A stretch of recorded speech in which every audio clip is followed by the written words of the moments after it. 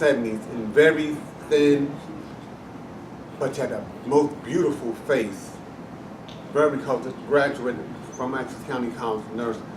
And she went over there and they didn't care for her too much. Then we had Miss Pepsi.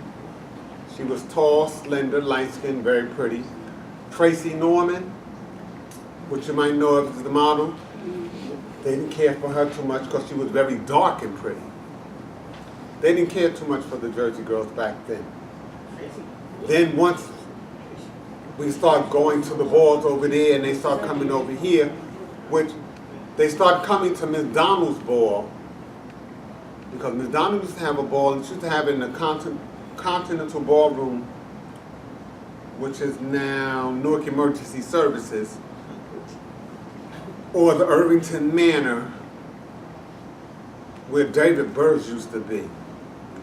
And what she did to get them to come over here, she started with a $500 grand prize back in the day, which was unheard of.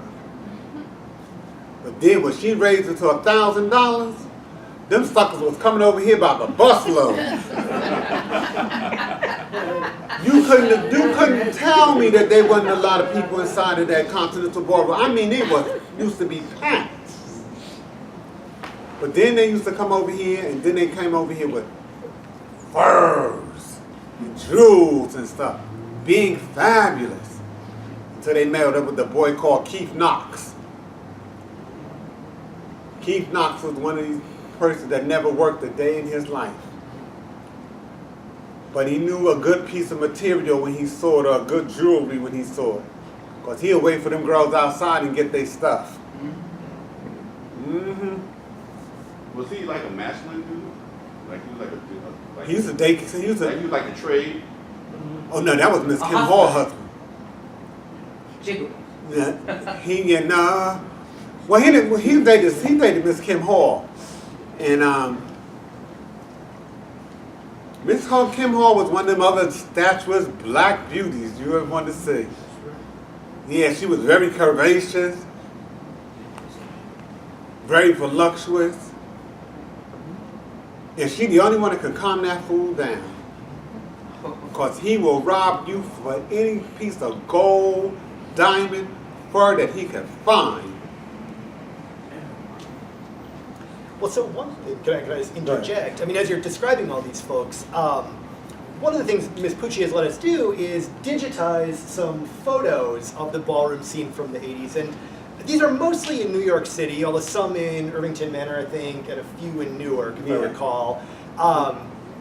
You know, there's 101 photos, so we can't really go through each of them systematically, but we did. We recorded ourselves. I see it. Going through them, and a lot of these people are no longer with us. You know, we went through them one by one, and Poochie recalled who they were for me, and you know, there was a lot of, you know, a serious proportion of these people have passed away, and so I wonder if we can talk about the role of the AIDS epidemic in both the ballroom scene and LGBTQ Newark history, you know, as you experienced it. So, you know, especially as I lost a lot of friends to that. And in Newark, the first person I know to die from, well, they said back then was AIDS, was Pepsi, the one I was just talking about, tall, light-skinned girl, that we knew that had it, that we knew for them. In New York, for me, it was Margot Princess. I don't think I have a picture of Margot. Yeah, I'll just keep the photos kind of randomly scrolling every now and then. Okay. Switch them over. And from when Pepsi died, ooh, boy.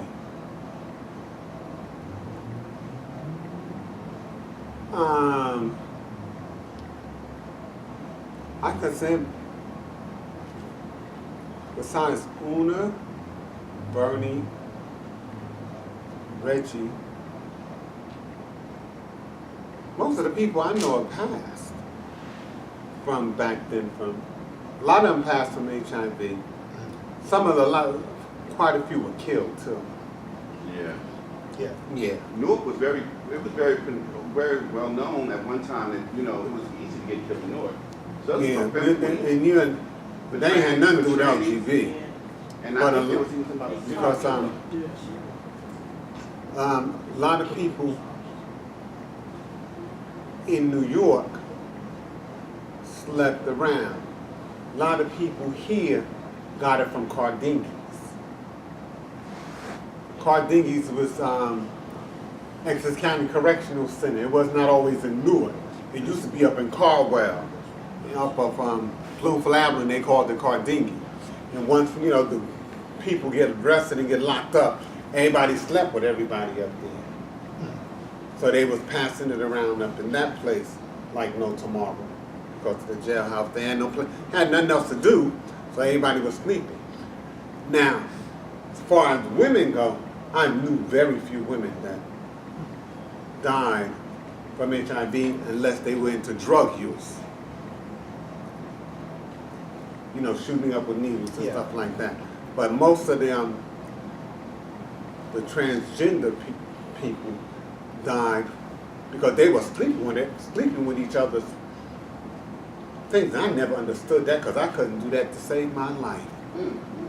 I ain't have nobody sloppy seconds. I messed around with that department once. I can't do that no more. Yeah. And everybody was sleeping with everybody. That's why most of them didn't like that. And they was doing that in New York City, I found out quite a lot, because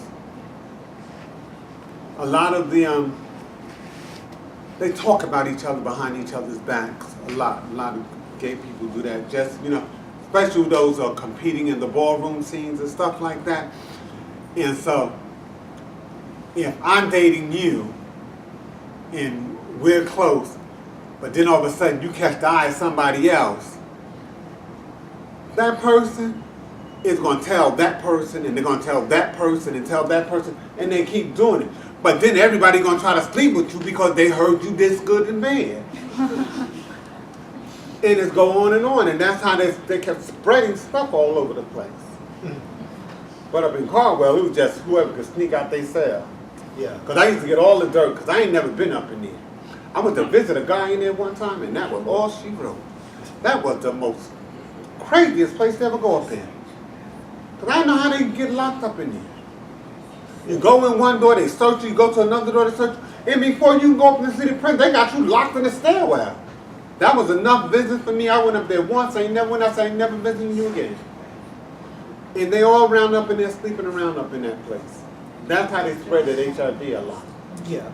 So, oh, sorry, Bernie, go ahead. You know what also, too, which was a transsexual trait back in the day, I don't know if they're still doing it, practicing it. If there was one real dude, and he dressed like a guy, and he was straight acting, you know, he was the man, they all wanted that particular man. That's what I'm just saying. That's the I was about to bring up Burger. Huh? Now we got to bring up the Burger situation. Bring it up. Everybody looked, because that was her husband. And she was in a fierce battle for her husband with Paris Dupree. See, nobody knew that. See, so we can do some trivia. You know what? No, see that's the rumor that got out. Everybody spreaded that whole rumor. That Paris and Berger, at the time that me and Berger was together, Paris and Berger was not together. Oh, I'm sorry. We were. I wouldn't give a damn. I hope he's in hell. You love Burger. I hope he's in hell. No, that's a whole different story. We won't go there. That was the time I got hit over a phone call that I said I won't be hit, because that's why I can't. That came after the hatchet. That turned me against Berger. But me, Paris, and Berger lived in the same spot, and we did things together. Everybody that came over there to visit, most of the time I'm at work. Berger works in the club at night, and Paris did shows. So Paris and Berger was always together, so they thought there was a relationship going on. That's what Bernie's talking about. But it wasn't. Because I could tell you for the most part, every weekend we spent the day in somebody else's hotel. We didn't even stay in the house with Paris. I know that's right. Paris said the same thing. What the hell you bring that up for then? No, I was bringing that to say, I was bringing it up as an example of how, at that time, it was probably, there wasn't that many guys that dated trannies openly. So the one guy that did, a lot of trannies would go after that one guy. And it was like that, not for you necessarily. But I'm just saying, and you know. I know Burger messed around. Oh, I caught him with Stephanie from Irvington. See? All right. Before we go too far down this road, as moderator, perhaps I will intervene to. I just have a couple more questions, and then we can kind of turn it over to the crowd and see what people have to ask. But while we were talking about HIV/AIDS and the kind of height of the epidemic in the in the 1980s as it emerged, especially for young folks here, who might not condoms. Buy some condoms. Well, absolutely that. But I guess the question I was going to ask you is, what was it like to live through those early years of uncertainty where people are dying, but it's not yet exactly clear what's going on? How did that affect your life? And what was that like? Well, back then I was a nurse. And I worked, well, that was working in university. I was working at Teresa Gratis when I heard about Pepsi. And most of the things that I heard that it was coming from was intravenous drug use back in the day, because everybody was claiming that they got it from spit and tears and urine and stuff like that, which is not true. Which is not true to this day. Because there's one thing I know now, and it came out in '89. It cannot live outside of the human body. So if somebody tell you cried on me and you gave me HIV, they lied back then. Because they can't live outside in the air. Once oxygen hits it, it kills it. Okay. And then when that didn't, I worked with people with AIDS, so I didn't care. Yeah. And then it didn't make me. I wasn't scared of it. Yeah, because you understood the medical side of things. Yeah. And they just made us wear gloves on everything back then. Yeah. Okay. Except for a few of the white nurses. They didn't do it. Wait, they didn't do what? Wear gloves. Why not? Because they thought they was above it. Well. That's why they end up with E. coli. Oh. You know the thing? All right. Yeah. They never got HIV, but yeah, they spread E. coli around a lot well. in the hospital. Yeah. Huh. Oh, that's interesting. And so I just have two more questions for you, and then we can open things up to the audience who might have questions or comments. One of which is going back to the ballroom scene. We should mention, in the photographs that you have here, there's some scenes, they may pop up soon, of the crew of the movie Paris is Burning shooting. I knew you'd make that look. But for the crowd, I wonder if you could say a word about that, because you show up briefly in Paris is Burning, the famous 1989 documentary about the ballroom scene. And when I brought that up to you, that was your reaction, and I was surprised because it's such an iconic film. So could you tell us about your experience with that film? I hate Jenny Livingston. Jenny Livingston is the producer, director of that movie.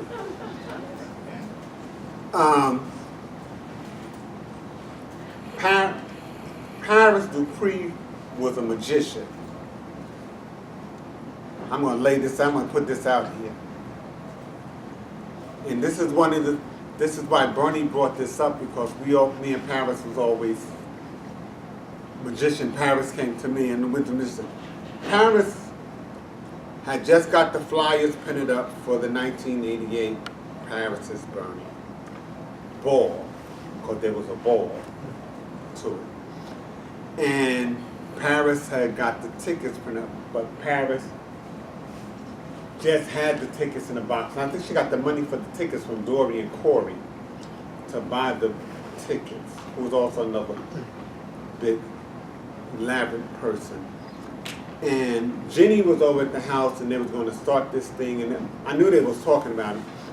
And I came in from work, and I had money to buy 10 tickets, which I had gotten because some of the friends that's in these things told me to get the tickets from them and they'll give me the money back. So I brought the thing and I told Jenny Livingston, I don't want to be in this movie because I have to go to work. My father will not be happy. And I didn't want my face spread all over. That heifer did not listen to me. Because it was on Phil Donahue. That was one of the TV shows that came on at 4 o'clock. And my face covered the whole screen. My parents' phone was ringing off the hook. And all I wanted to do was choke that woman. Because I begged her not to put me in that film. And I was in there about 3 times. And that was horrible. Can you just imagine you don't want to do something, all of a sudden you sitting at home watching TV, and then everybody start. I had half a Newark police walk down the street. Hey, Paris is burning! Tooting their horns. Because a lot of Newark police officers know me. And they kept calling me Paris. They wouldn't call me Poochie, they'd call me Paris is burning. And that was horrible. And Jenny Livingston did that on purpose. Yeah, why? But it can, huh? Why on purpose? I don't know, because she should have put me in that film. And I couldn't find her nowhere since then. Yeah. But I went over to that New York film school looking for her. Because she was part of the that New York film school over there in the Village. And I wanted to talk to her about that movie. Because it was a nice movie. I saw a lot, I see a lot of old friends when you do see it on TV. But I didn't want to be in that movie. Yeah. That was horrid for me. Well, yeah, no, that's... It's really too late now. Be quiet, Sheriff. It's a very different spin on the film than you usually hear, so... No, because y'all enjoyed the movies. I didn't enjoy it. Yeah, no, exactly. So you would enjoy it because at that time, like the girls wanted I was working. and very passable. You don't want to be outed. That's what it was. Yeah, and mainly my father. As long as I was dressed like a woman and being low-key, he was fine. You go with that. But to have his friends see that movie on TV, and they called him too, and I didn't even live in the house with the man, and the man called me and started yelling. And a lot of people too, Pucci passed as a real woman. And that was So when it. she got when they showed, I remember. And I said, "Oh, Pucci, you was on TV," and she just went off. Because again, so there was several types of trannies back then. There was the trannies that worked the stroll, and then there was the professional. We didn't want to get spooked, and we just wanted to walk always what nature. does that mean? We walked down the street trying to pass as women. We didn't try to. We didn't want to be. You wanted to blend in We society. just wanted to blend in. Yeah, and just keep on going that way. A lot of us did that back then. We didn't. Like today, most of the girls are out. You see a couple of girls down the street, they walking hard and slinging hands, so you know who they are. We didn't do that back then. Mm-mm. Very seldom did you find a transsexual woman that was loud And back in the day. If she was, it was because she grew up on that block. She had a lot of family, and she was safe. For the most part, Yeah, that's yeah, it was a neighborhood. and it was safe. Like I said, in that little 5-block area that we grew up in, we knew everybody in that area. When you go outside that area, you had to really blend in and be quiet. Mm-hmm. Okay. Well, there's a ton of other things I'd like to ask about, but I want to open it to the floor. But the last thing, maybe you can just... Do this boy ever be quiet? This the teacher? I mean, when y'all in class, who's in his class? Because he go on and on. We'll be here all night long. Because, honey, we was at my house for hours. Okay, let's go on. Well, so, it's actually, on a different note slightly, if maybe, we talked about this before, just saying a quick word about your health struggles today and what's going on with you today and how you're doing. Well, I'm fighting pancreatic cancer. Well, I ain't fighting pancreatic cancer. I'm living with pancreatic cancer. Because there's no cure for it. So I'm just dealing with it day by day. And twice a month I go have chemo. So far, the markers went down, then they went back up. The tumor is steady, it's not growing anymore. And I'm up and about. The only reason I carry the cane, because I've been walking without the cane for about a month now, is because they got me on something called gabapentin, which is medicine to stop the numbness. But that pill will have you in the house, because I sometimes be in the house sitting at the watching TV and go like that. I said, uh-oh. Then I wake back up. Next thing I know, I'm nodding again. I took the cane so I don't fall. But I can't fall on the ground and get up by myself. And it's going to take a bunch of us. Ooh, Khadidra. That girl there is, her name was Khadidra St. Laurent. That's Khadijah. Yes. She was going to be a rapper. She died in a car crash. Yes, she did. She was on her way to the studio. Yeah, on her way to the studio to make up. Yeah, and she died in a car crash. Yeah. Well, on the request of my guest, I will stop talking and open the floor to folks. We have about 20 minutes, so if people have questions or comments, you can either shout or we have a microphone, which I guess I can't actually bring to you because it's on a cord, so forget it. Yeah, sorry, I won't trip you with it. No. But if folks have questions you want to throw toward Ms. Poochie to discuss, there's a lot we didn't cover. I mean, I'm happy to step in the floor. What you got to cover? Well, one thing let me see if other people have questions first. What do you got to cover? Well, if you don't have questions, I'll keep going, but... What are you giggling for? No. Were there ever any trans girls in non-ball fashion shows, like church fashion shows and like fashion shows at Essex County and stuff like that? Honey, all over. They did them all over. Pepsi used to model. Tracy Norman modeled back then. Niecy used to model. Who's now Nilsa, I think. Dupree, which we grew up together. Used to model.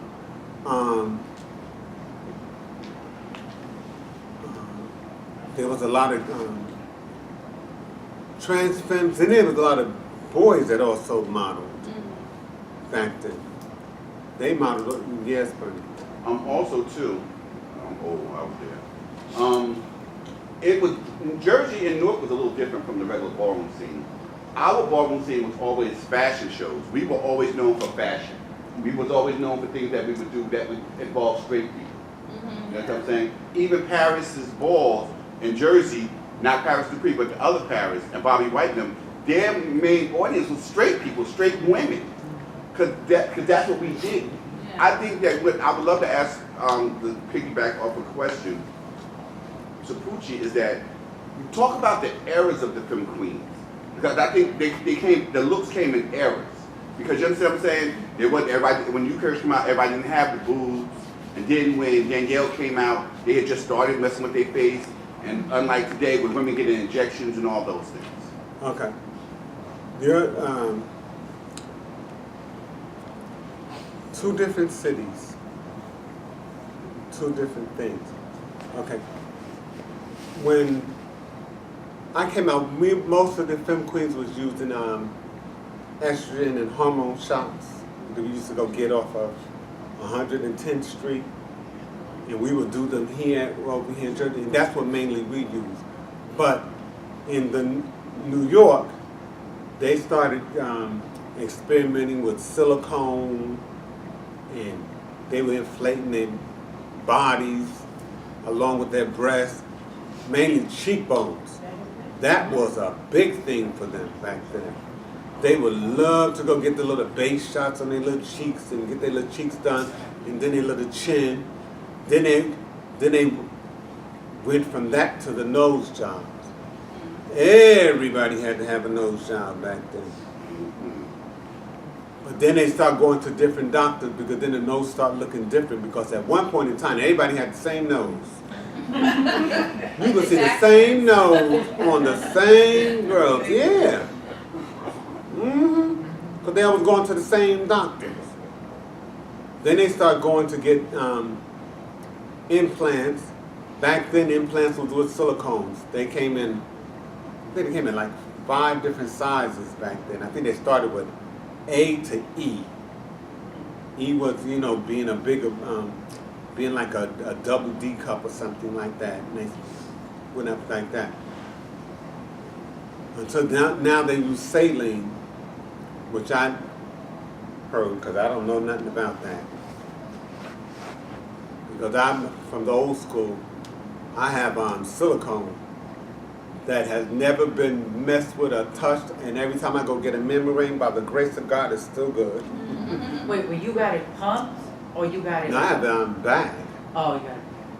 Yeah, matter of fact, it wasn't even a big bag back then. The rest of this is just flesh. But back then, I had some small things on my chest. Because I was trying to make sure I could fit into a uniform, because uniforms only came in small, medium, and extra large. They didn't have no sizes on them. And most of the girls that had big boobs had to have something put into their uniforms back then.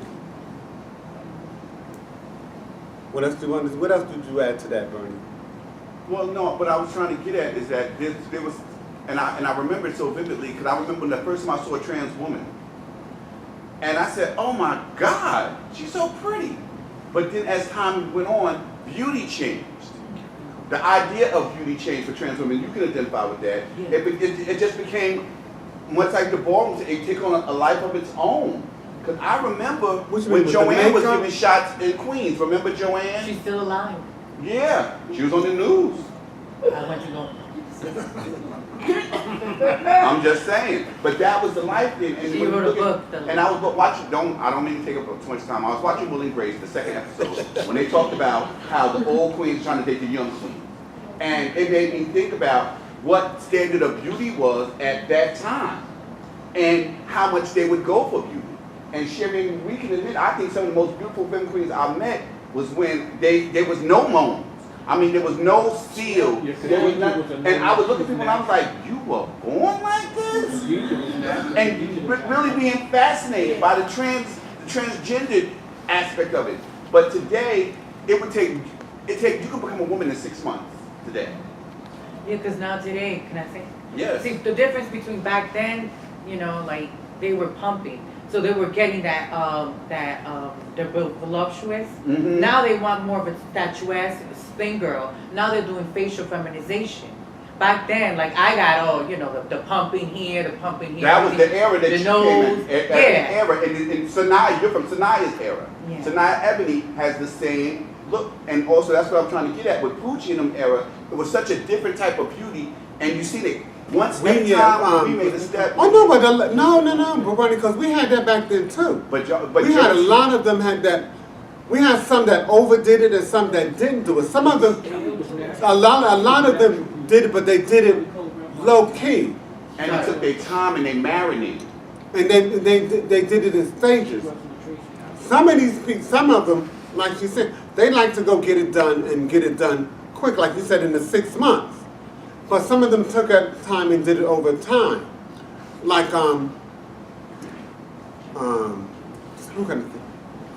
Like, Kim Hall. Mm-hmm. Kim Hall didn't do that over there. Kim Hall was very statuesque. She had the high cheekbones, the teardrop breast, the slim waistline, the curvaceous thing. But Kim, which I knew for a long time, was very straight up and down. But it took Kim years to get to that point, to where she was very curvaceous, because she didn't rush it. And that's why she was considered a beauty. But see, some of these girls today, they're trying to do it too fast. But see, in the long run, most of that stuff is not going to stay where it's at. Just like on a very natural woman, You gotta keep it girdle. you got to keep it.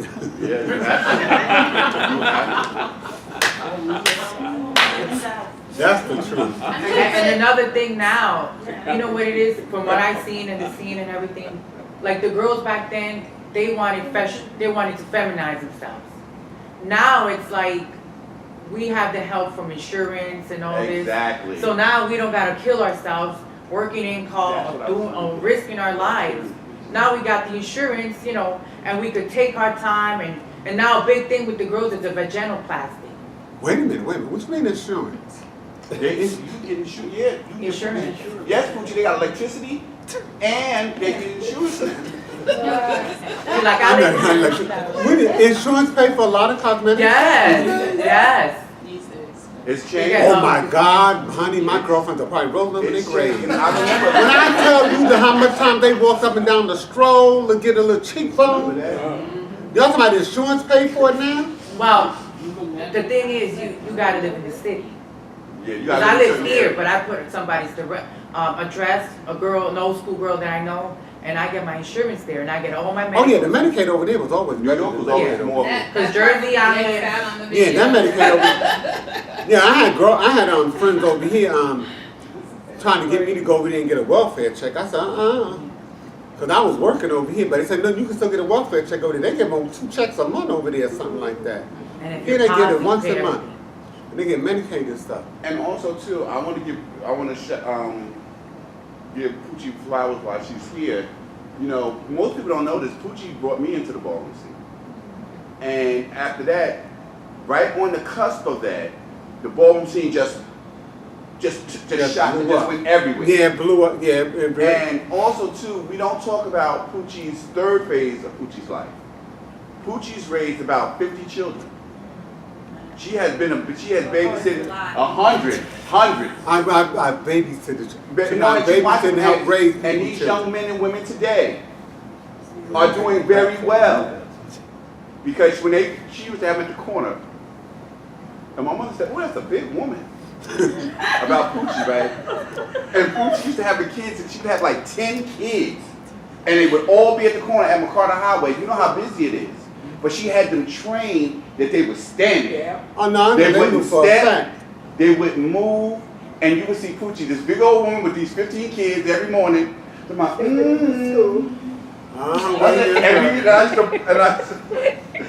used to blow my horn at Poochie every morning.